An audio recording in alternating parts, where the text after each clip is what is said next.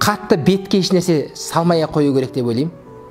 Бетке ана химияларды жасандылық жасамай қою керек деп ойлаймын.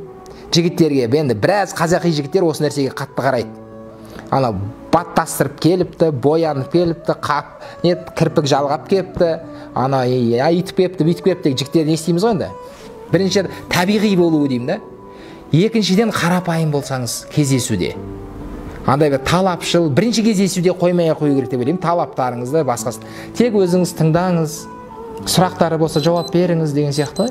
Өзіңізді бір қарапайым ұстап, одан кейін жасандылық жасап қажет емес шығар енді актерлық. Бірақ бір жігіт кездесуге барған ғой менің танысым. Сонда құлап келді ғой неден кездесуден. Ана қыз ұялшақ екен, даже қолын да көрсетпей бүйтіп тығып отыр деп құлады ғой ана қыздан. Сол ақыры алды ана қызды.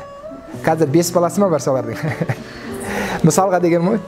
Сол сияқты айтайын деген жалпы қазақтың жігіттеріне қарапайым қыздар ұнайды деп түсінемін да. Көп жігіттен айтады, қарапайым қыз керек дейді ғой маған.